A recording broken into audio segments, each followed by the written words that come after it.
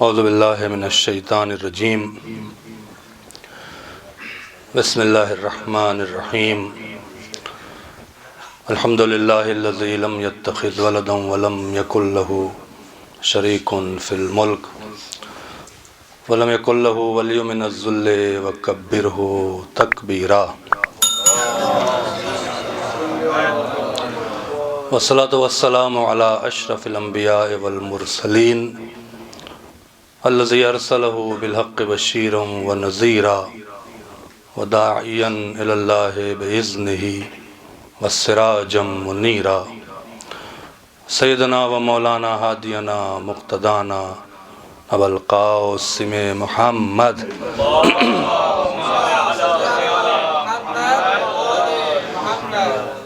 والصلاة والسلام على أهل بيته الطيبين الطاهرين المعصومين المظلومين المنتجبین الذین اذهب اللہ عنہم الرجس وطہرہم تطہیرا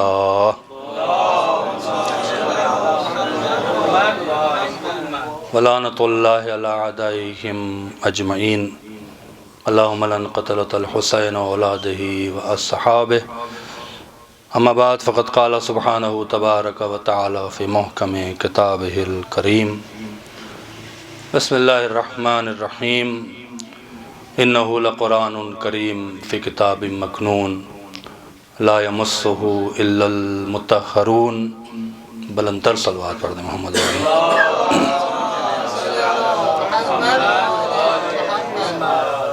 اس سے پہلے کہ چند گزارشات آپ حضرات کی خدمت میں عرض کروں، آپ حضرات سے التماس ہے ایک بار سورہ حمد اور 3 بار سورہ توحید کی تلاوت فرما کے مرحوم سید احتشام علی ابن طاہر حسین، سید احتشام حیدر ابن سید اکرام حیدر زیدی اختر النساء بنت سید علی منظر، سید حمید اصغر رضوی ابن سید ابو الحسن، سیدہ نرجس فاطمہ بنت بند حسن، سید جعفر عباس رضوی ابن سید حمید اصغر رضوی کی روح کو ایصال فرما دیں۔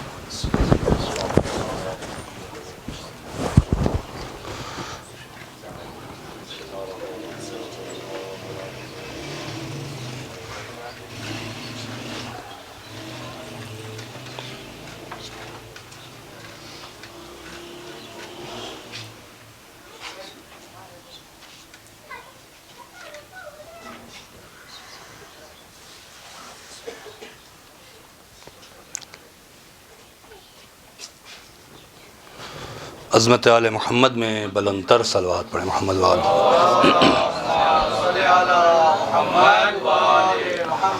آقا امام زمان کے ظہور کی تعجیل کے لیے بہتر انداز میں صلوات پڑھیں۔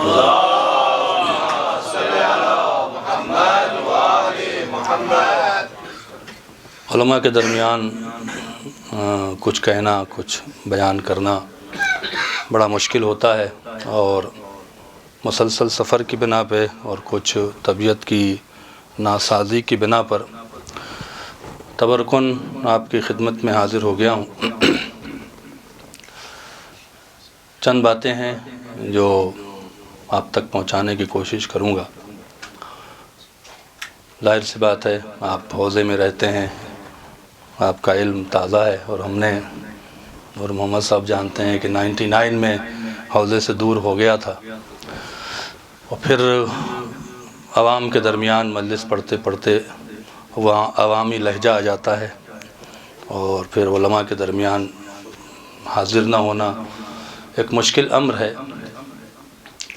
لیکن چند باتیں آپ حضرات کی گوش گزار کر دوں گا۔ امید ہے کہ آپ اپنے بہترین سماعت سے نوازیں گے، اور اصلاح کے پہلو سے بھی ہماری اصلاح ضرور فرمائیں گے۔ مولا آپ حضرات کو سلامت رکھیں۔ امیر المومنین کی یہ زمین ہے، باب العلم کا یہ بارگاہ ہے۔ مل جل کے عظمت مولا کائنات کے لیے بلندتر صلوات پڑھیں محمد وآلہ۔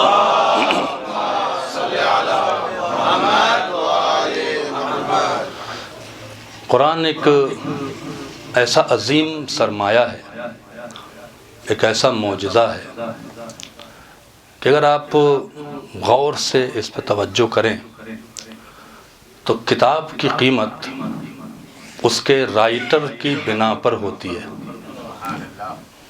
جتنا بڑا رائٹر ہوگا اتنی ہی کتاب کی قیمت ہوتی ہے. اس قرآن مجید کو خداوند عالم نے اتنی آسانی سے ہمارے درمیان میں رکھا اور منع کیا کہ اس کی قیمت نہ لگانا، اس لیے کہ جو خدا کی چیز ہوتی ہے اس کی قیمت بندہ نہیں لگاتا ہے. چھوٹی چھوٹی اشارے ہیں، چھوٹی چھوٹی باتیں ہیں، آپ حضرات اگر توجہ کریں گے تو بہت کچھ مل جائے گا.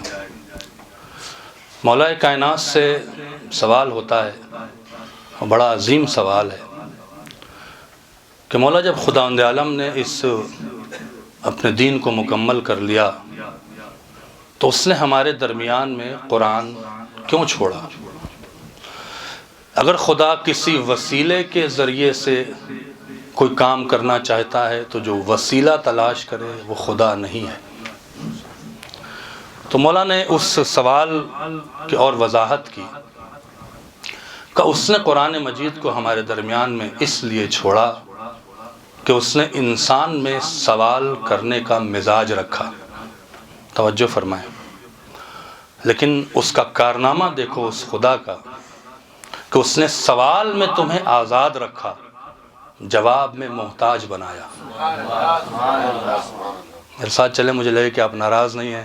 میری آواز بھی کام نہیں کر رہی ہے، میرا دماغ بھی کام نہیں کر رہا، میں ایسے ہی آ گیا ہوں. اور طالب علم آگا میں پڑھا لکھا نہیں ہوں بہت زیادہ، بہت امید نہ رکھیے گا، لیکن بات تک پہنچنے کی کوشش کیجیے گا کہ اس نے انسان کے مزاج میں سوال کرنے کا اختیار دیا ہے لیکن جواب میں محتاج بنایا. یہ نہیں ہو سکتا ہے کہ جتنے آپ کے ذہن میں سوال اٹھتے ہیں اتنے سوال کے آپ خود جواب تلاش کر لیں. اس لیے اس نے ہمارے درمیان میں قرآن کو رکھا کہ کل یہ بندہ قیامت میں خدا سے شکایت کرتا کہ جب تو نے سوال کا مزاج ہمارے درمیان میں دیا تھا، ہماری فطرت میں دیا تھا، تو تو نے جواب کا اہتمام کیوں نہیں کیا؟ اس لیے اس نے ہمارے درمیان میں قرآن رکھا کہ جب تمہیں کہیں کسی سوال کا جواب نہ ملے تو میری کتاب سے لے لینا. اگر کتاب بھی نہ سمجھا سکے تو ہم وارث سے کتاب بھی چھوڑ کے جا رہے ہیں. یہ جملہ ہے مولا کائنات کا، بڑا قیمتی ہے. پھر مولا کہتے ہیں کمیل یاد رکھنا، علم کتاب کے رٹنے کا نام نہیں ہے، سوال کے جواب دینے کا نام ہے. بہت بڑی بات ہے. علم کتاب کے رٹنے کا نام نہیں ہے، سوال کے جواب دینے کا نام علم ہے. اس مولا کے چھوٹے سے جملے پر دنیا کی تعلیم کا نظام کھڑا ہے. چھوٹے سے چھوٹے مکتب سے لے کے اور بڑی سے بڑی آپ دنیا کی یونیورسٹی میں چلے جائیں، کہیں ایسا نہیں ملتا ہے کہ 4 کتاب لو، حفظ کر لینا، ہم تمہیں ڈگری دے دیں گے.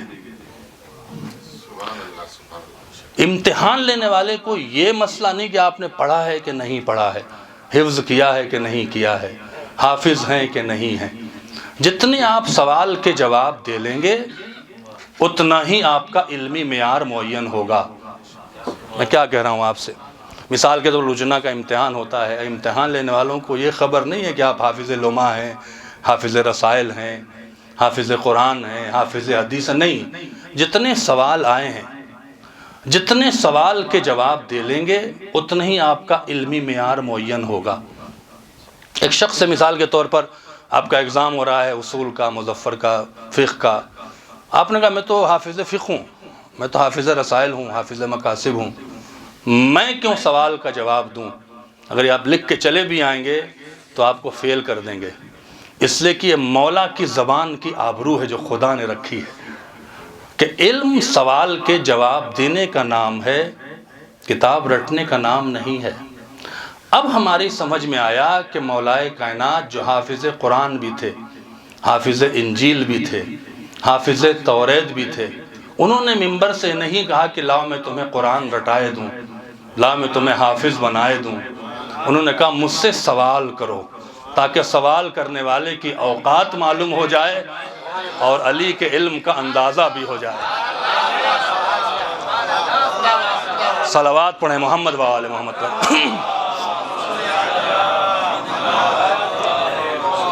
ایک بار اور صلوات پڑھیں محمد و آل محمد۔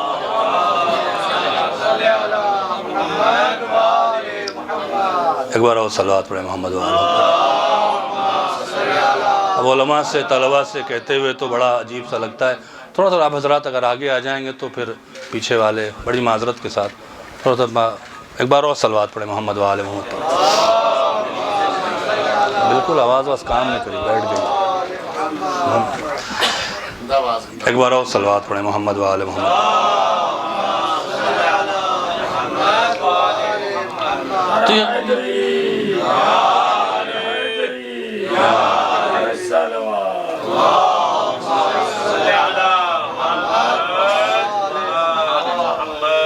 یہ بہت سی چیزیں ہیں، لیکن میں ہو سکتا ہے بہت مجلس بے ربط ہو جائے تو معذرت چاہتے ہیں، چونکہ ذہنی طور سے بالکل آمادہ نہیں ہوں اپنے کچھ بہرحال۔ تو پھر اس کے بعد آپ قرآن کو دیکھیں، یقین کریں قرآن کے اشاروں کو سمجھیں گے جس دن، اور جس دن لطف آنا شروع ہو جائے گا، میرا اپنا نظریہ ہے ثالثی صاحب کہ آپ 1000 سال اللہ سے زندگی کی دعا مانگیں گے۔ یہ قرآن چھوٹی چھوٹی باتیں کرتا ہے، چھوٹے چھوٹے لفظوں میں گفتگو کرتا ہے، بہت لمبی مجلس نہیں پڑھنی ہے۔ ایک قاضی نور اللہ شوستری کا مناظرہ اسی قرآن کے حوالے سے آپ کے حوالے کرتا ہوں، اور اس کے بعد آپ سے اجازت لے لیتا ہوں۔ قاضی نور اللہ شوستری کا آپ نے نام سنا ہوگا۔ جب انہیں سلفی دیکھیں ابن تیمیہ کے نظریے کے اعتبار سے سب سے پہلے اسی ملعون نے شیعوں کو کافر کہا ہے، ورنہ اور کوئی شیعہ کو کافر نہیں کہتا ہے۔ سلفیوں کا دور تھا، قاضی نور اللہ شوستری کی شیعت ثابت ہوتی ہے، تو شاہجہاں نہیں چاہتا تھا کہ قاضی کو قتل کیا جائے۔ اتنی علمی شخصیت تھی کہ شوستر سے بلا کے مغل نے اپنی حکومت میں چیف آف جسٹس بنایا تھا، یعنی بادشاہ کے بعد دوسری پوسٹ ہوتی تھی۔ وہ نہیں چاہتا تھا، لیکن سلفی ظاہر سی بات ہے دھمکیاں دے رہے تھے کہ اگر آپ چھوڑیں گے تو ہم آپ کا تختہ پلٹ دیں گے، چونکہ حالات اورنگزیب چڑھا ہوا تھا، بہرحال بڑے مسائل تھے۔ تو اس نے کہا کہ بادشاہ نے دربار میں سلفیوں سے کہا کہ سنیں تو، کہ مطلب وہ بھی تو کچھ کہہ رہے ہیں، ان کی بھی بات تو سنی جائے۔ تو وہاں پہ کچھ ایسے لوگ بھی تھے جو اصل میں شیعہ تھے لیکن تقیہ میں تھے، انہوں نے کہا بادشاہ سلامت ہے تو غلط ہوگا، اس کی بات تو سن لینا، وہ آپ کے حکومت کا قاضی رہا ہے۔ کہا ٹھیک ہے۔ تو سلفیوں نے کہا، پہلے تو کہا نہیں ہم ان سے بات نہیں کریں گے، کہ اگر وہ لائے جائیں گے تو قیدی کی شکل میں لائے جائیں گے، عالم کی شکل میں نہیں، یعنی ان کے ہاتھوں میں ہتھکڑی ہوگی، پاؤں میں بیڑی ہوگی، لباس نہیں ہوگا۔ آپ علماء ایک جملہ میں کہہ دیتا ہوں، بڑا عظیم خطابت کا ہے کہ ہم شیعوں کی تاریخ ہے، ہم دربار میں قیدی بن کے تو جاتے ہیں لیکن دربار جیت کے آتے ہیں۔ صلوات پڑھیں محمد و آل محمد۔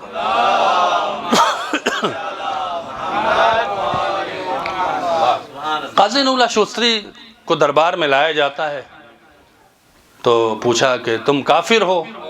کہا ہم کافر نہیں ہیں۔ کیا دلیل ہے کہ میں کافر ہوں؟ جو ابن تیمیہ نے 2 دلیل دی تھی۔ کہا یہ علی کو، اب یہ جملہ ہے قاضی کا بڑا عظیم، الزام یہ لگا کہ علی کو اللہ سمجھ کے بلاتے ہیں۔ قاضی نور اللہ شوستری نے کہا ہم علی کو اللہ سمجھ کے نہیں بلاتے، اللہ کے کہنے پر بلاتے ہیں۔ کہنے لگے پھر ایاک نستعین کے معنی کیا ہیں؟ یہ مناظرات قاضی نور اللہ شوستری ایک کتاب ہے جو میں نے آیت اللہ رشید نجفی کی لائبریری میں دیکھا تھا، اب پتہ نہیں آپ کے پاس اگر مل جائے تو، مناظرات قاضی کے نام سے ہے۔ یہ ان کے مناظرے تھے جو کسی نے پتہ نہیں کہاں کہاں سے کیسے کیسے لکھ کے کیسے کیسے علماء نے کن حالات میں ہمیں میٹر دیا ہے، احسان ہے عزیزان محترم۔ تو کہتے ہیں کہ ہم اللہ کے کہنے پر علی کو بلاتے ہیں۔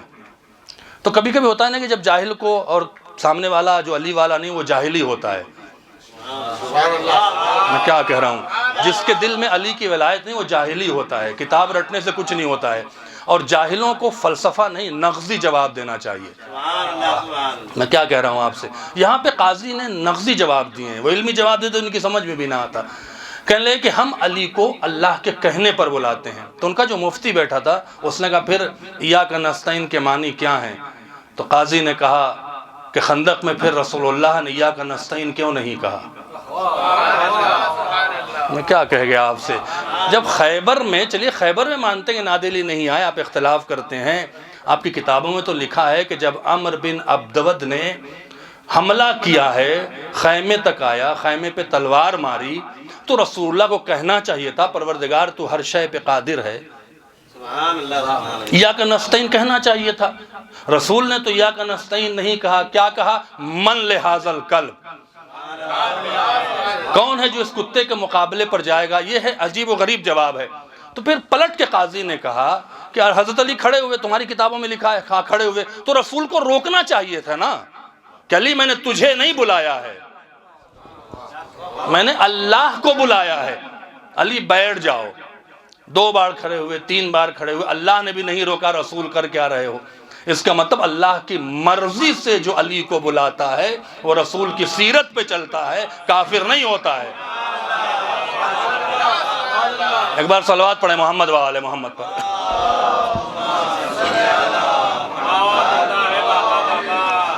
اب چونکہ تبرہ کا عنوان تھا، قاضی تبرہ کی بنا پر گرفتار ہوئے تھے، تو پلٹ کے سوال کیا. یہ وہیں سے نکتہ آیا، ہو سکتا آپ نے سنا بھی ہو اور میں نے بھی بہت بار پڑھا ہے، لیکن میں پڑھ جاتا ہوں یہاں پہ جب بات آئی ہے.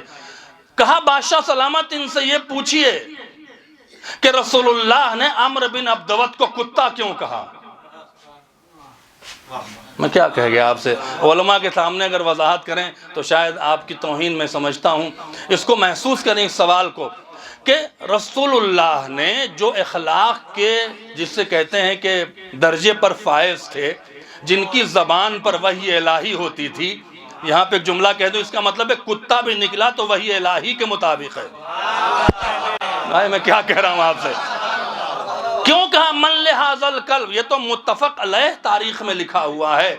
اگر صرف میدان میں آنے کی بات ہوتی کہ میدان میں آئے تو ابو لہب کو کتا کیوں نہیں کہا، ابو جہل کو کتا کیوں نہیں کہا، مرہب کو کتا کیوں نہیں کہا، ابو سفیان کو کتا کیوں نہیں کہا، یہ عمرو بن عبدود کو کتا کیوں کہا؟ تم بتاؤ. بڑے بڑے مفتیان بیٹھے ہو. کہا جب تم نے سوال کیا ہے تو تم ہی جواب دو، ہم رافضیوں کا جواب نہیں دیتے. کہ جواب دیں گے تو شاید تم 10 بار مجھے قتل کر دو گے. کا جواب کیا ہے؟ کہ اور جتنے بھی رسول کے خلاف آئے تھے وہ میدان تک آئے تھے، یہ رسول کے گھر تک آیا تھا. ہائے ہائے.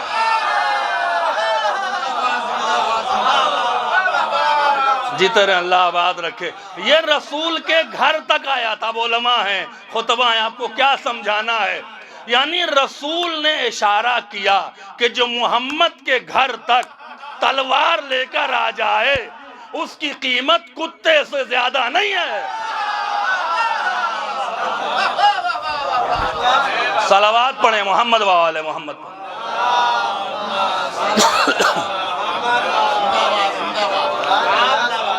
محمد و آل محمد. ہم علی کو اللہ سمجھ کے نہیں بلاتے. لقد نصرکم اللہ ببدر. عبد الرحمن ابن عوف سے روایت ہے، تمہارا بہت بڑا صحابی ہے، وہ کہہ رہا ہے رسول کس نے مدد کی؟ علی نے مدد کی. تو ہم علی کو اللہ کے کہنے پر بلاتے ہیں. علی کو بلانا کفر نہیں، رسول کی سیرت ہے. میں کیا کہہ رہا ہوں آپ سے. دوسری دلیل کیا ہے؟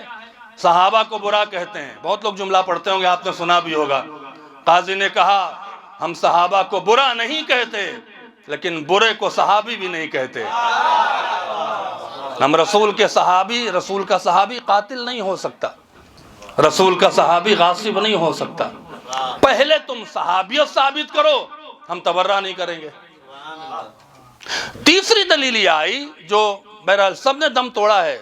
700 سال کے بعد بھی ہمارے علماء نے جو خدمت کی ہے کہ 700 سال کے بعد بھی سلفی تیسری دلیل تشیع کے کفر پہ نہیں لا سکے. تیسری دلیل انہوں نے دیا کہ آپ تحریف قرآن کرتے ہیں، قرآن کو ادھر ادھر کرتے ہیں. قاضی نے کہا ٹھیک ہے، ہم آیت پڑھتے ہیں، جواب آپ دے دیں. بات اچھی لگ رہی ہے آپ حضرات کو؟ دیکھیے میری طبیعت بہت خراب ہے، میں بیٹھا ہوں ممبر پہ، آپ بولیں گے تو ایک علماء کی سند مجھے ملے گی. یعنی 1 لاکھ کا مجمع ایک طرف اور 10 25 50 علماء ایک طرف. تو اگر میری حوصلہ افزائی کر دیں گے تو شاید آگے جا کے مجلس پڑھنا ہو، چونکہ میں بہت ڈپریشن میں ہوں، میری طبیعت ٹھیک نہیں. لیکن قاضی کی یہ باتیں ہیں جو شاید آپ کو کتابوں میں مل جائیں گی.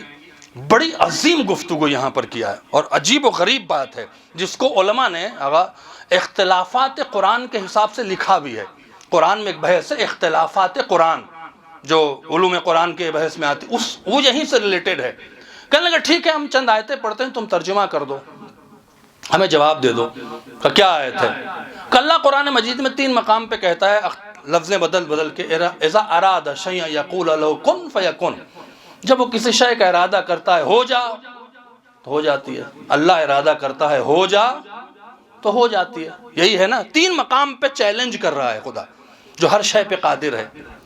پھر وہ قرآن میں یہ کیوں کہہ رہا ہے خلق السماوات والارض فی 6 ایام؟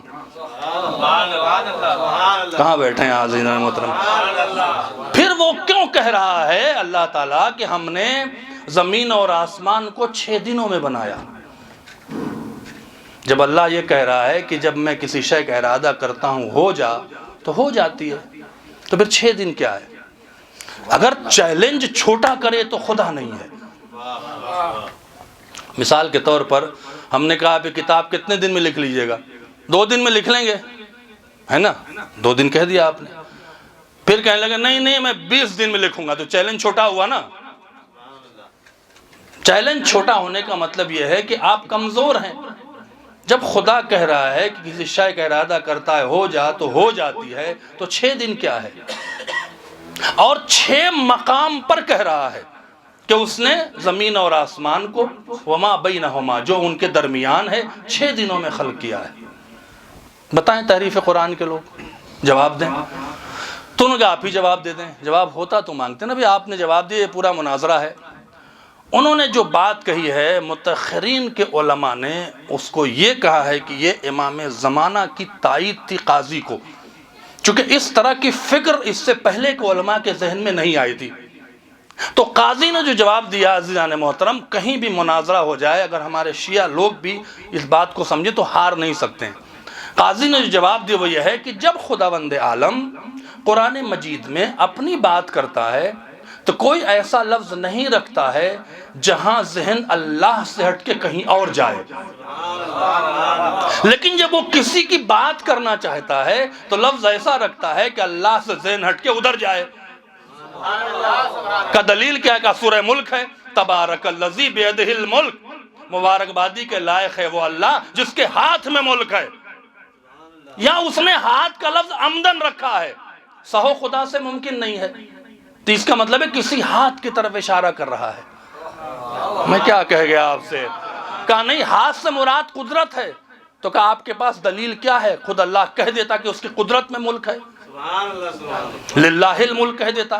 پھر جو آگے آیت کہتا ہے وَهُوَ عَلَىٰ كُلِّ شَيْءٍ قَدِيرٌ، اس میں کہیں کوئی ایسا لفظ نہیں ہے جو اللہ سے ہٹ کے ذہن کہیں اور جائے. یہ ہاتھ کا لفظ آیا، اس کا مطلب ہے وہ سمجھانا چاہتا ہے کہ کوئی ہاتھ ہے. توجہ فرمائیں. پھر جو حاکم بیٹھ کا اچھا اللہ نے قرآن میں ہاتھ بھی کہا ہے؟ کہاں، ایک نہیں 2 کہا ہے. ما منعک اللہ تسجد خلقت بیدی، اگر خلقتہ کہہ کہ خدا چپ ہو جاتا. آپ انصاف سے بتائیں اسٹیٹمنٹ مکمل تھا کہ نہیں؟ جملہ مکمل تھا. اور یہ نہیں کہہ رہا ہے کہ میں نے ہاتھ سے بنایا ہے، اپنے ہاتھ سے بنایا ہے. اب علماء کی گفتگو ہے، نہیں اگر وہ کہہ دیتا کہ میں نے ہاتھ سے بنایا ہے تو ایک ہاتھ پیدا کرتا، وہ آدم کا پتلا بنا دیتا. ہو سکتا تھا، ممکن تھا کہ نہیں؟ ہم نے اپنے ہاتھوں سے بنایا ہے.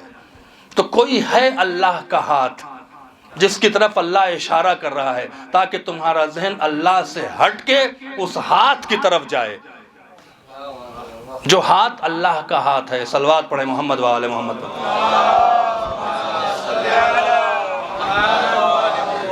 ایک بار اور صلوات پڑھیں محمد و آل محمد. اسی طرح سے خداوند عالم جب خود وہ کسی شے کی خلقت کرتا ہے تو کن فیکن میں کرتا ہے، لیکن زمین اور آسمان اس نے کسی سے بنوایا ہے. اور 6 دن کا موقع اس لیے دیا تاکہ خدا اور بندے میں فرق رہ جائے. میں کیا کہہ گیا آپ سے؟ ورنہ وہ بھی اس لائق ہے کہ کن فیکن میں کام کر دے. لیکن اللہ چاہتا تھا خدا اور بندے میں فرق رہ جائے، لہٰذا 6 دن کا ٹائم دیا۔ سلفیوں کے جیسے آج کچھ مقصرین کے دماغ اڑ جاتے ہیں ان فضائل پر، سلفیوں کے دماغ اڑ گئے۔ کہا دلیل کیا ہے؟ کہا خداوند عالم نے 6 آیتوں میں اتنا کہا ہے کہ خلق السماوات والارض فی 6 ایام، کہیں کا وما بینہما، لیکن ایک آیت میں اس نے ایک قدم اور آگے بڑھ کے بتا دیا کہ خدا نے یہ کام نہیں کیا ہے، کسی سے کروایا ہے، اور وہاں پر جملہ بھی جمع کا ہے، لقد خلقنا السماوات والارض وما بینہما فی 6 ایام ما مسنا من لغوب، اور ہم نے زمین اور آسمان کو 6 دنوں میں بنایا، جو اس کے درمیان تھا اس کو بنایا، اور ہمیں تھکن تک نہ ہوئی۔ تھکتا وہ ہے جو جسم رکھتا ہے۔ آئے میں کیا کہہ گیا آپ سے؟ صلوات پڑھیں نا محمد و آل محمد پر۔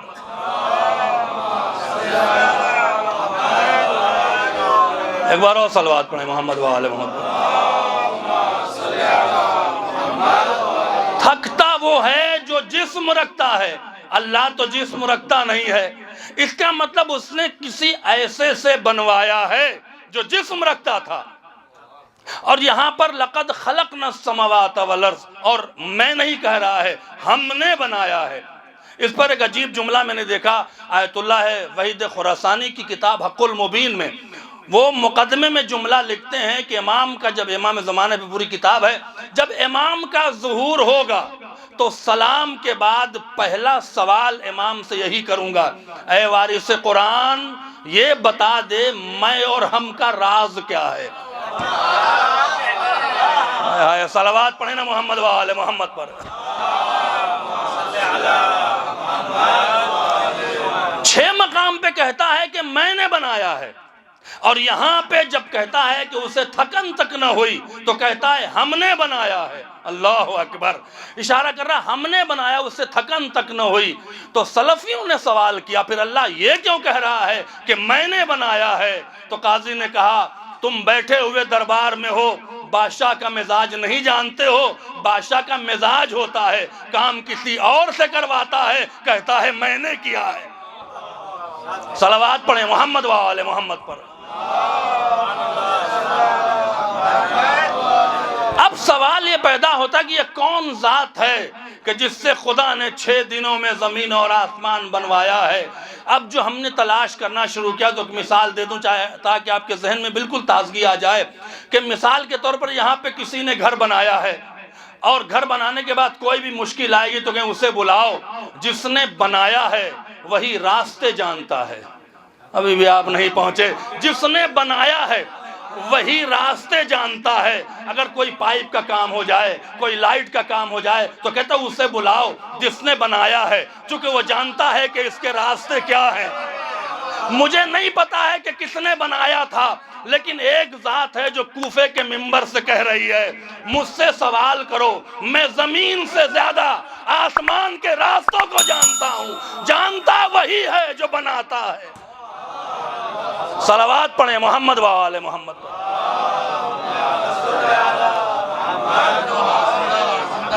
ایک بار اور صلوات پڑھیں محمد و آل محمد۔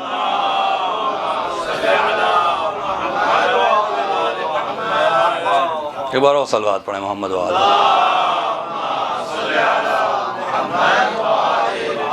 اب یہ بات آ گئی ہے تو عوامی بات ہے، لیکن میں آپ اجازت میں کہتا ہوا چلوں۔ دیکھیے عوام کو، جوانوں کو سمجھائیے گا، آپ سارے خطیب ہیں، میری طرف سے آپ کو اجازت بھی بات کہہ بھی سکتے ہیں کہ خداوند عالم قرآن مجید میں کہیں کہتا ہے دونوں ہاتھ سے بنایا، کہیں کہتا ہے ایک ہاتھ میں ملک ہے، کہیں کہتا ہے تیرے رب کا چہرہ باقی رہے گا۔ رب نہیں، رب کا چہرہ باقی رہے گا۔ اور ہمارے کچھ ایسے لوگ ہیں جو ترجمہ ایسے کرتے ہیں لگتا ہے ان کے اوپر وہی آئی ہوئی ہے۔ جب اللہ یہ ڈائریکٹ کہہ رہا ہے کہ تیرے رب کا چہرہ باقی رہے گا تو چہرہ باقی رہے گا۔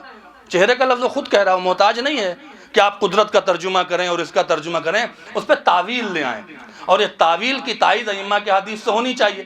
اور جب رسول اللہ نے کہہ دیا، خود آپ زیارت مطلقہ میں پڑھتے ہیں، 5ویں امام سے زیارت منسوب ہے، السلام علی وجہ اللہ المضی، سلام اس اللہ کے چہرے پہ جو چمک رہا ہے، السلام علی ید اللہ المبسوطہ، سلام اس اللہ کے ہاتھ پہ جو پھیلا ہوا ہے۔ تو اس کی دلیل یہ ہے کہ اللہ اپنی بات نہیں کر رہا ہے، ایسی ذات کی بات کر رہا ہے جو اللہ کا چہرہ بھی ہے، جو اللہ کی آنکھ بھی ہے، جو اللہ کا ہاتھ بھی ہے، اور اس کی تائید کر قدرت کا لفظ استعمال کرنا یہ خیانت ہے ولایت سے۔ اس کے ہاتھ میں ملک ہے۔ میں کیا کہہ رہا ہوں آپ سے؟ اب آئیے، شاید آپ کا ذہن ہم چھوڑ جاتے ہیں، ایک بحث کے لیے بھی بحث کیجئے گا، اصلاح کر دیجئے گا میری۔ یہاں پہ سورہ ملک ہے، اور مولانا میری یہ تحقیق ہے کہ جو بھی رزق کی دعا بتائی ہے، چاہے وہ معصوم نے، چاہے وہ قرآن کی آیتیں ہوں، چاہے قرآن کا سورہ ہو، اس سورہ میں زہرا کی فضیلت ضرور پوشیدہ ہے، اس سے کہ زہرا کی رضا کے بغیر رزق ملنا نہیں ہے۔ تعجب اس بات پہ ہے کہ سورہ واقعہ کو کیوں تاکید کی گئی رزق کے لیے؟ اس سے کہ سورہ واقعہ میں خدا زہرا کے در کی قسم کھا رہا ہے۔ فلا اقسم بمواقع النجوم، قسم نہیں کھاتا ہے مگر اس کی جہاں پر ستارے اترتے ہیں، جو مواقع ستارے ہے۔ کائنات میں ایک ہی در پہ ستارہ اترا ہے جو زہرا کا در ہے۔ تو یہاں پر سورہ ملک کے لیے ملتا ہے کہ پڑھنے سے رزق میں اضافہ ہوتا ہے۔ اس کی پہلی آیت میں اگر تھوڑا سا آپ ہمارے ساتھ چلیں اور بور نہ ہو رہے ہوں، چونکہ میں تو ایک معمولی سا آدمی ہوں، آپ کے لیول کی مجلس نہیں، تو بور نہ میرے ساتھ چلیں گے، مجھے محسوس ہو کہ آپ مجھ سے توجہ ہیں۔ یہاں پر خبر نہیں ہے، دو ہوتا ہے، ایک خبر ہوتی ہے، آنے والا خبر دیتا ہے، ایک ہوتی ہے مبارکبادی۔ خبر دی جاتی ہے عام، ایک صاحب آ گئے، مبارکبادی دی جاتی ہے خوشخبری پر، بیٹی کی شادی ہو گئی، مبارک ہو، پاس ہو گئے، مبارک ہو۔ یہاں اللہ خبر نہیں دے رہا ہے، یہاں مبارکبادی دے رہا ہے۔ تبارک الذی، مبارکبادی کے لائق ہے وہ اللہ جس کے ہاتھ میں ملک ہے۔ ہاتھ تو سمجھ میں آئے کہ ہاتھ کیا ہے، سبحان اللہ سبحان اللہ۔ اگر سمجھایا جائے کہ ہاتھ کیا تو پشیا کس کام کے ہو۔ یہ ملک کیا ہے؟ ملک کس کو کہتے ہیں؟ پورے قرآن میں دو مقام پر اللہ نے اپنی مالکیت کا اعلان کیا ہے، مالک یوم الدین، مالک الملک۔ اللہ اکبر۔ جب یہ مالک الملک کی آیت آئی تو چھٹے امام سے ایک راوی نے پوچھا کہ مولا یہ کون سا ملک ہے جو خالق ہے، وہ مالک ہے، وہ ہر شے پہ قادر ہے، یہ کون سا ملک ہے کہ جس کی صرف اور صرف اللہ کہہ رہا میں مالک ہوں؟ ملک تو فرعون کے پاس بھی ہے، ملک تو شداد کے پاس بھی ہے، یہ کون سا ملک ہے؟ تو چھٹے امام نے اشارہ کیا، اور بڑی عظیم حدیث ہے یہ، کہا یہ وہ ملک ہے، یہ وہ ذات ہے جس پر صرف اختیار خدا کا ہے۔ اب میں جملہ کہوں گا اور آپ تک پہنچ جائے گی بات۔ صرف اختیار خدا کا ہے، اس کے علاوہ اس ذات پر کسی کا اختیار نہیں ہے۔ اب سمجھ میں اس نے پوچھا کون سا اختیار ہے؟ کہا پتہ نہیں ہے، تبھی تو رسول اللہ پہ جب رشتہ آتا تھا تو کہتے تھے مجھے اختیار نہیں ہے۔ میں کیا کہہ گیا آپ سے؟ مجھے اختیار نہیں ہے۔ ارے آپ شریعت بنا رہے ہیں کہ باپ کا اختیار بیٹی پہ ہوتا ہے، اور آپ ہی کہہ رہے ہیں کہ مجھے اختیار نہیں ہے۔ اس لیے تو شاید رسول جواب دے بیٹی میری ہے، معصومہ میں نے نہیں بنایا ہے۔ تو جس پر اختیار ہے وہ ملک ہے، اس ملک سے مراد زہرا ہے۔ اب آپ لے جائیں جملہ، یہاں پہ در حقیقت اللہ رسول اللہ کو بشارت دے رہا ہے، اے رسول ہم نے علی کا رشتہ فاطمہ سے طے کر دیا ہے۔ صلوات پڑھیں محمد و آل محمد پر۔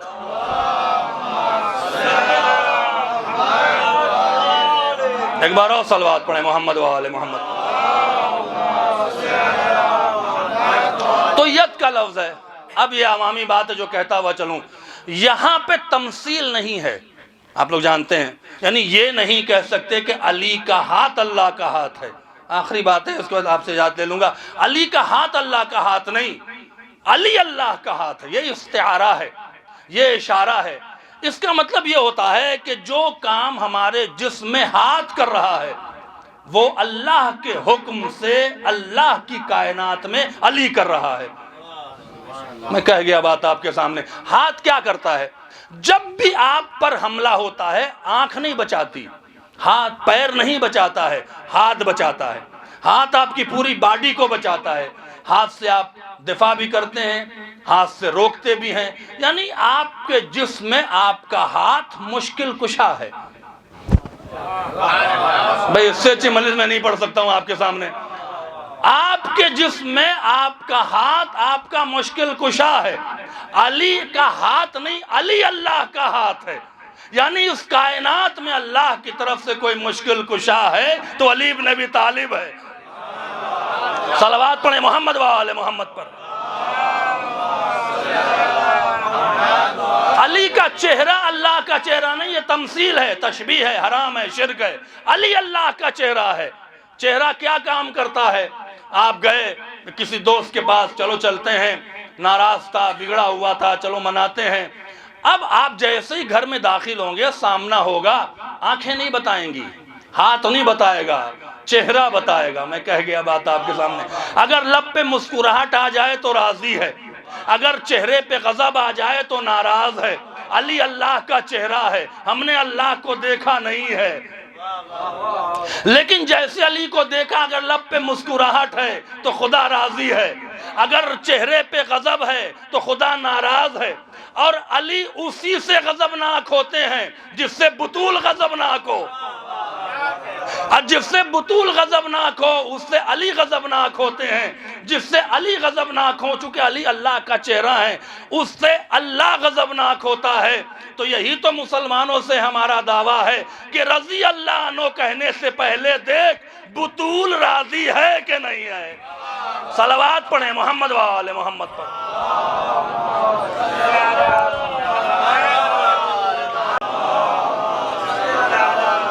تو یہ قرآن بڑی عظیم کتاب ہے، جا بجا 1000 آیتوں میں ڈائریکٹ اور انڈائریکٹ مولائے کائنات کی فضیلت پوشیدہ ہے۔ اس سے میں بڑا فخر سے جملہ کہتا ہوں، پورا قرآن قصیدہ آل محمد ہے، جس کا مطلع آیہ تطہیر ہے، جس کا مقطع آیہ غدیر ہے۔ صلوات پڑھیں محمد و آل محمد۔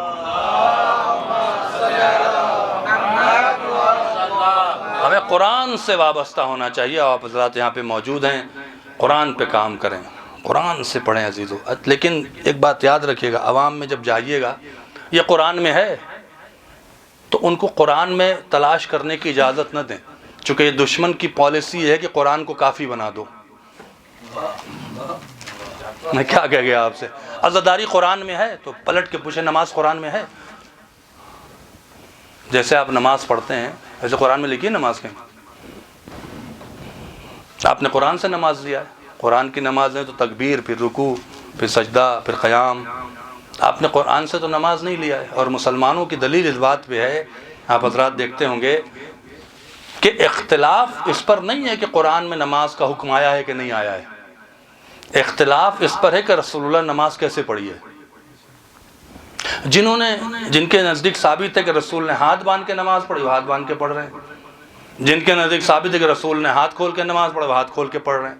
تو اختلاف قرآن پہ نہیں، نماز ہم نے قرآن سے نہیں رسول سے لی ہے۔ بس نصیب تمہارا ہے کہ تم نے صرف نماز لے لیا، ہم نے رسول سے نماز بھی لی ہے، ہم نے رسول سے حسین کی عزا بھی لی ہے۔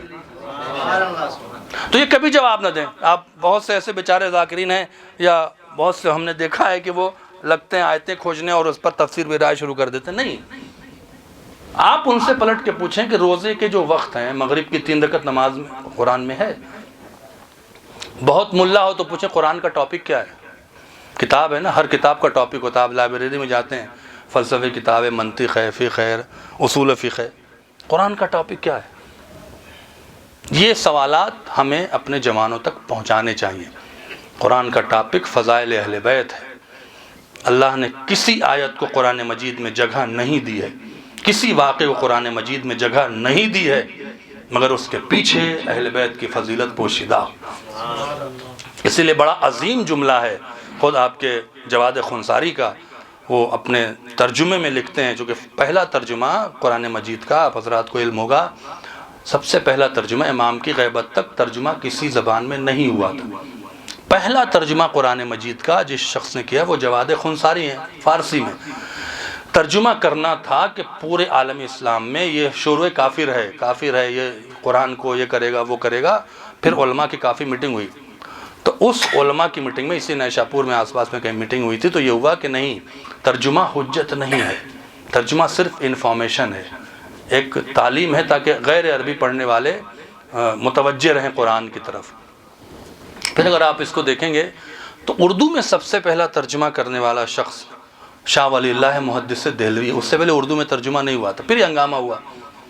جب پھر یہ ہنگامہ ہوا تو قرآن پر وہی بات کہ بھائی یہ ترجمہ ہے اور ترجمہ حجت نہیں ہے، اس لیے آپ عوام میں جائیں گے تو کہیں گے بھائی یہ قرآن میں لکھا ہے، لکھا نہیں ہے، ترجمہ رجم سے آیا ہے، اور ترجمہ رجم کا حاصل مصدر ہے، یعنی آپ دو چار پتھر ماریں اور پتھر مارنے پہ ایک پھل آپ کے ہاتھ میں آ جائے تو جب آ جائے گا تو اس کو ترجمہ کہتے ہیں، یعنی آپ نے گیس کیا ایک معنی، دو معنی، تین معنی، اب کیا صحیح ہے کیا نہیں صحیح وارث قرآن بتائے گا۔ توجہ فرمائیں کیا کہہ رہا ہوں آپ سے۔ اسی لیے آپ دیکھیں اگر ترجمہ کافی ہوتا تو تفسیر نہ آتی، بات آئی تو کہتا ہے تفسیر نہ آتی۔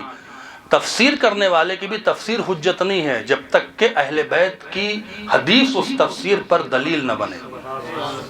میں کیا کہہ رہا ہوں آپ سے، ایک لفظ ہے تعویل۔ اب یہ بھی کہتا ہوا چلوں آگا، اب یہ بھی درس سنا دیتا ہوں، یہ بھی سبق ہم نے قوم میں پڑھا تو سنا دیتا ہوں آپ کو، کہ ایک ترجمہ ہوتا ہے، ترجمہ حاصل مصدر ہے، رجم سے آیا ہے۔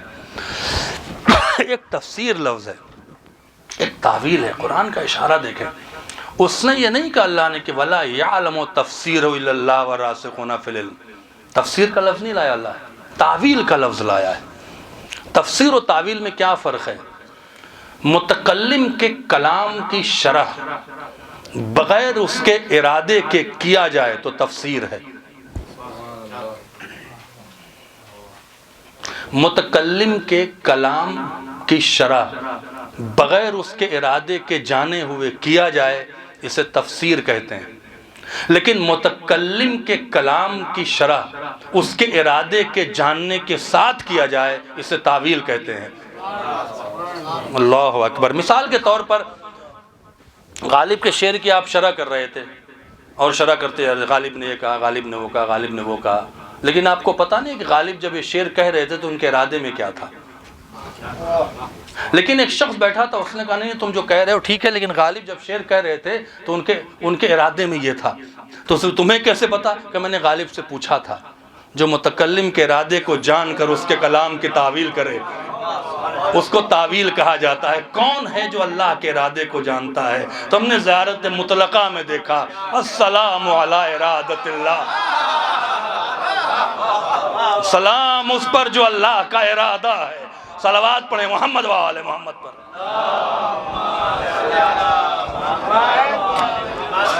ایک بار اور صلوات پڑھیں محمد و آل محمد۔ تو یہ قرآن تین حصوں میں ہے، ترجمہ، تفسیر اور تعویل۔ وَلَا يَعْلَمُ تَعْوِيلَهُ إِلَّا راسخون فی العلم، نہیں راسخون فی العلم ہی جانتے ہیں اللہ کے بعد۔ یہ کون لوگ ہیں؟ جو اللہ کے ارادے کو جانتے ہیں۔ بس اپنی بات کو قرآن پہ اس جملے سے مکمل کرتا ہوں۔ اسی لیے جواد خونساری نے ترجمے کے بعد ایک بڑا حسین مقدمہ، ترجمہ بعد ترجمہ لکھا ہے، مقدمہ کہہ لیں، تضمیم کہہ لیں، کچھ بھی کہہ لیں اس کو۔ اس میں لکھتے ہیں کہ پورے قرآن کے پڑھنے کے بعد اس نتیجے پر پہنچا ہوں، یہ آپ کو تحفے کے طور پر دے کے جا رہا ہوں عزیزو، کتابوں میں کھوجو گے تو شاید آپ کو مل جائے، کہ قرآن دلیل ہے، اہل بیت برہان ہے۔ قرآن دلیل ہے، اہل بیت برہان ہے۔ دلیل و برہان میں کیا فرق ہے؟ اسی لیے خدا نے قرآن کو عربی میں نازل کیا ہے۔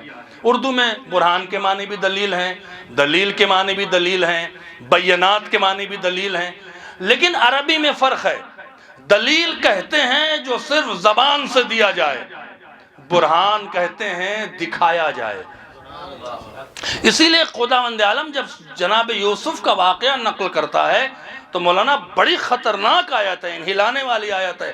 ہمت بہی، زلیخا نے ہمت کیا یوسف کی طرف، وہم بہا، یوسف بھی زلیخا کی طرف بڑھ جاتے، لولا ان را برہان ربہ، اگر یوسف نے اپنے رب کی برہان نہ دیکھی ہوتی۔ اس کا مطلب برہان وہ ہے جو دکھایا جاتا ہے، دلیل وہ ہے جو زبان سے کہا جاتا ہے۔ شاید آپ اب سننے کے موڈ میں نہیں ہیں ورنہ پہنچ جاتے۔ 40 دن تک قرآن دلیل دیتا رہا، جب 40 دن میں نہ مانے تو اللہ نے نے کہا محمد دلیل سے نہیں مانیں گے، برہان لے کر آ۔ صلوات پڑھیں محمد و آل محمد پر۔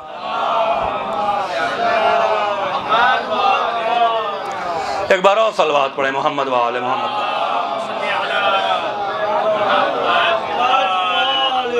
اور شکر ہے خدا کا جس نے ہمیں ایسے مذہب پر رکھا ہے جس کے ماننے والے کو اس نے لاوارث نہیں چھوڑا۔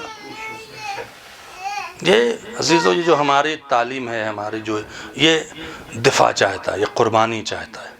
جتنا آپ قربانی دیں گے خداوند عالم آپ کو اتنی ہی اس کائنات میں عزت دے گا۔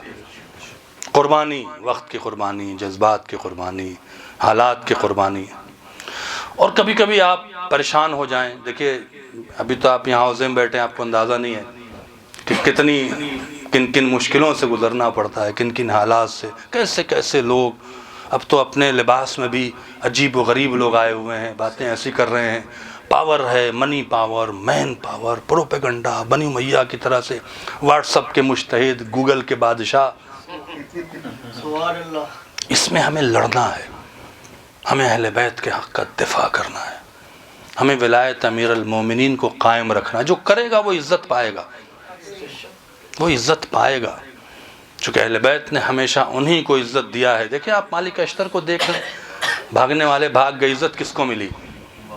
مالک اشتر کے لیے مولا نے کیا کہا تھا؟ مالک اشتر میرے لیے ویسے ہی تھے جیسے میں رسول اللہ کے لیے تھا۔ کمیل ابن زیاد نے کیا سوال کیا تھا کہ اگر آپ کے کہنے کے باوجود مالک اشتر معاویہ کو قتل کر دیتے تو آپ کیا کہتے؟ علماء کا مجمع عزیزو، جملہ لے جائیے گا، دل میں اترنے والی بات۔ اگر آپ نے روکا تھا، مالک نہیں روکتے، ہوتا چلو لو بعد میں نمٹ لیں گے، پہلے ماریں تو۔ ہم آپ اگر کمزور عقیدے کے ہوتے تو یہی کرتے، ارے لیکن پہلے مار دو بعد میں بات کر لیں گے۔ لیکن تلوار وہیں کی وہیں رکی رہی، چھوڑ کے واپس آئے۔ جذبات کی قربانی، جسے 40 دن سے تلاش کر رہے تھے مالک، پوری رات لیلۃ الحریر میں لڑا، لڑتے لڑتے پہنچ گیا تھا مرکز تر، اور علی نے کہا واپس آ جاؤ۔ اگر آپ کے کہنے کے باوجود مالک اشتر معاویہ کو قتل کر دیتے تو معاویہ کو مارتے نا، آپ کے دوست کو تو نہیں مار رہے تھے، آپ کیا کہتے؟ مولا نے کہا جزاک اللہ کمیل، اگر مالک اشتر میرے کہنے کے باوجود معاویہ کو قتل کر دیتے تو میں یہ تو کہتا کہ مالک بڑا جذباتی تھا، جذبات میں فیصلہ کر گیا، لیکن میں اسے یہ سند نہ دیتا کہ مالک میرے لیے ویسے ہی ہے جیسے میں محمد عربی کے لیے تھا۔ یہ جذبات کی قربانی تھی۔ اور ہم آپ عزیزو، بہت خیالات آتے ہیں، ہم اپنے تجربے آپ سے تھوڑا سا شیئر کر لیں، بھائی ہیں ہمارے آپ۔ بہت وقت ایسا آتا ہے ہم مولانا ہیں، ہم برانڈ ہیں، ہمیں یہ نہیں ملتا وہ، نہ ہم کچھ نہیں ہیں۔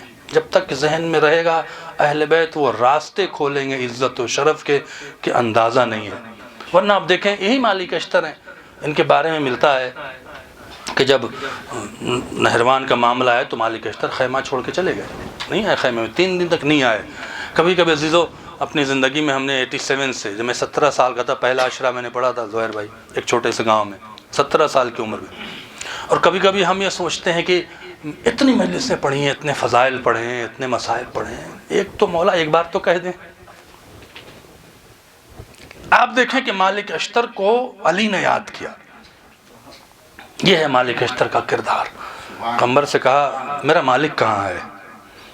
قمبر گئے کھوج کے، مالک نہ کئی قبیلے کے قریب تھے، چلے گئے تھے، پوچھا کہاں تھے مالک؟ کہا مولا خیمے کے حالات بڑے خراب تھے، میں آتا ہو سکتا میں جذبات میں آگے کچھ کر دیتا اور آپ کی مرضی کے خلاف ہو جاتا، مجھے علی چاہیے، مجھے علی کی مرضی چاہیے۔ پھر گئے کہاں تھے؟ کہ 40 دن سے ادھر مصروف تھے، گھر میں فاقے کی نوبت آ گئی تھی، گیا کچھ مزدوری کیا، نان و نفقے کا انتظام کر کے واپس آ رہا ہوں۔ علی نے دکھتی رگ پہ ہاتھ رکھ کے کہا مجھ سے مانگ لیتے، کیا میں تمہیں نہیں دیتا؟ کہ علی مانگتے تو امید سے زیادہ ملتا، لیکن یہ وقت مانگنے کا آپ سے نہیں تھا۔ کہا کیوں؟ کہ اگر آج آپ سے ہم مانگ لیتے اور آپ سے کچھ مل جاتا تو دشمن تانا دیتا، علی سے فائدہ ہے لہٰذا علی کو مان رہا ہے۔ میں نے آپ کو کسی فائدے کے لیے نہیں مانا ہے، میں نے رسول اللہ کے اور اللہ کے کہنے پہ آپ کی اطاعت کی ہے۔ آپ اس قابل ہیں کہ آپ کو مولا مانا جائے، مولا آپ اس قابل ہیں کہ آپ کے فضائل پڑھے جائیں، آپ اس قابل ہیں کہ آپ کے حق کا دفاع کیا جائے۔ پھر اہل بیت نے کیا دیا، یعنی آپ دیکھیں جب مالک نے جملہ کہا تو مولا نے گھٹنا ٹیکا اور مالک کی پیشانی چومی اور چوم کے کہا مالک تم پر علی کو فخر ہے، جس پہ کائنات فخر کرے اسے علی کہتے ہیں، جس پہ علی فخر کرے اسے مالک اشتر کہتے ہیں۔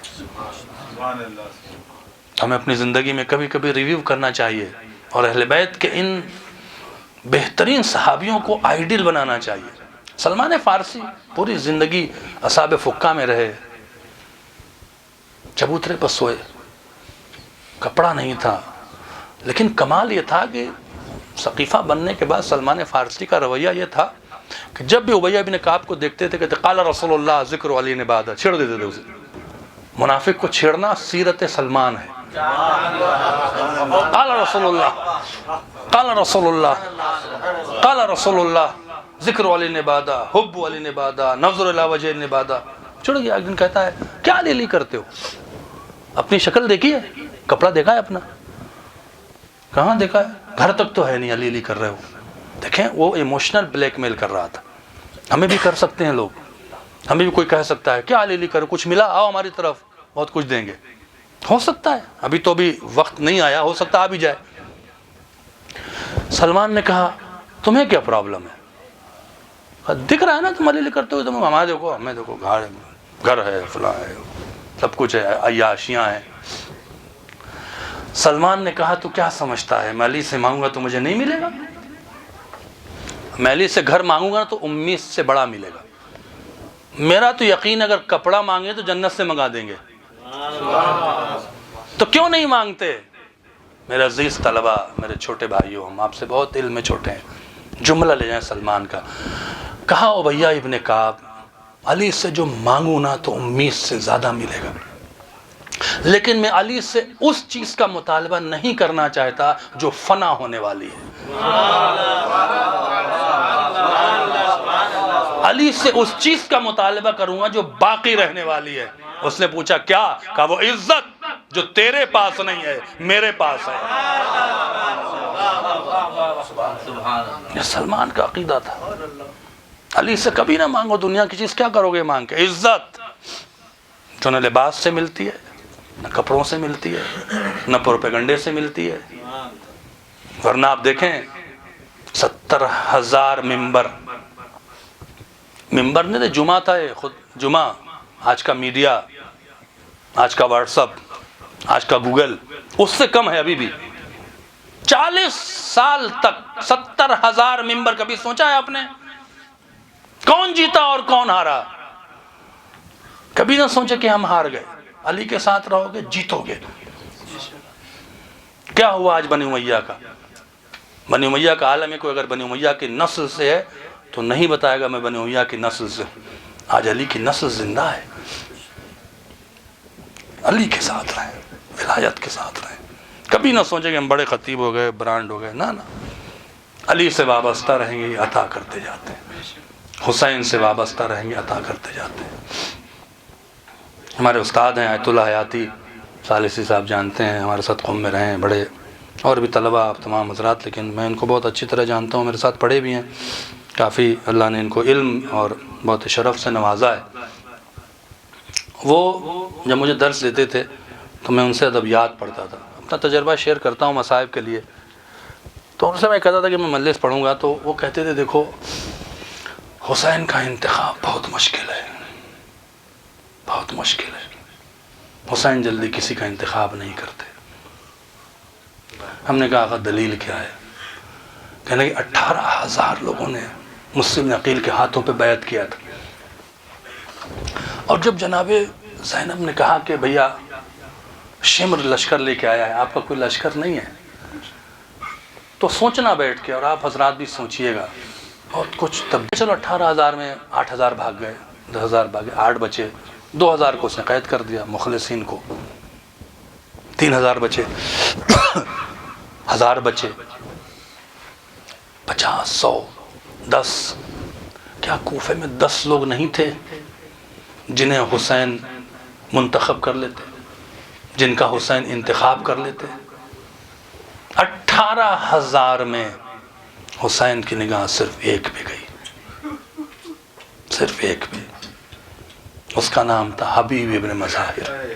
کوئی بوڑھا شخص تھا، کوئی بوڑھا شخص تھا.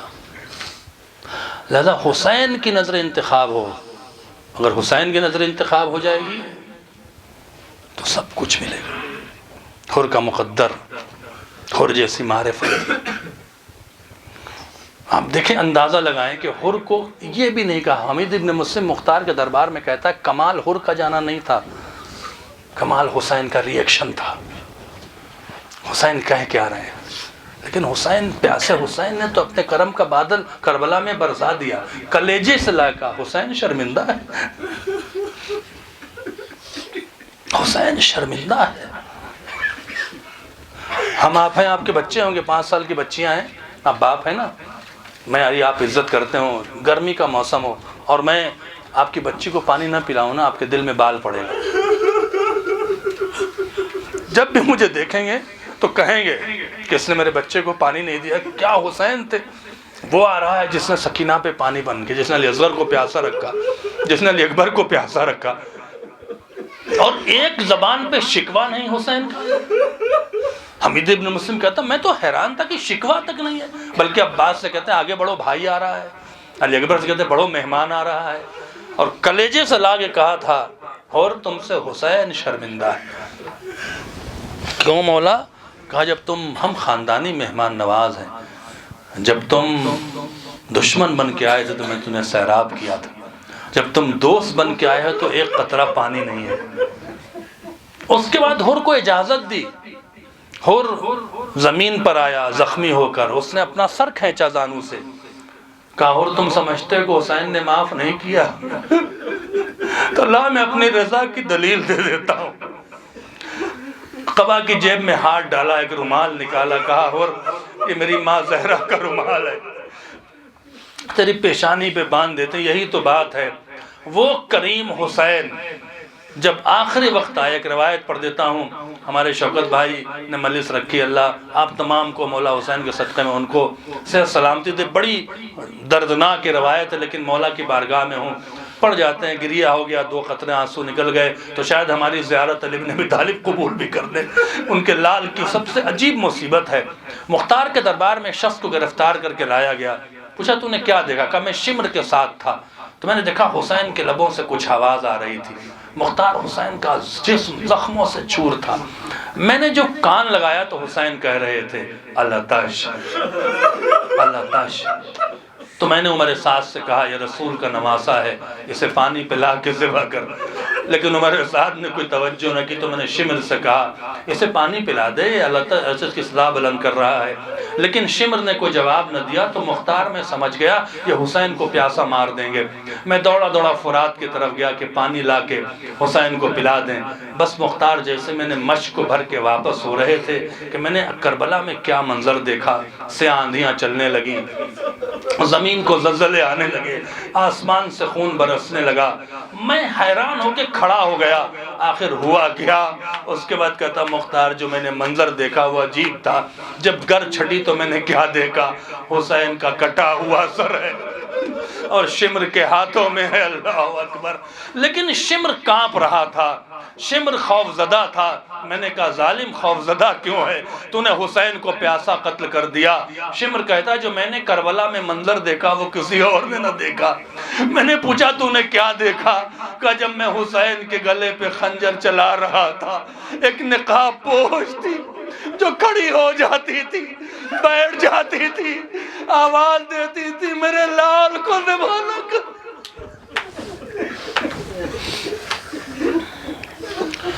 سيعلم الذين ظلموا أي منقلب ينقلبون إنا لله وإنا إليه راجعون. اور محمد و آل محمد کا واسطہ ہماری سزا کو قبول فرما، ہمارے گناہوں کو بخش دے، ہمیں نیک اعمال کے توفیق عطا فرما، ہمیں مولا حسین کے مولا علی کے زائرین میں شامل فرما. پروردگارہ یہ طلاب کرام ہے، یہ تیرے دین کے بارے میں کوشش کر رہے ہیں، پروردگارہ ان کو ہر آفت و بلا سے محفوظ فرما، ان حضرات کے توفیقات میں اضافہ فرما۔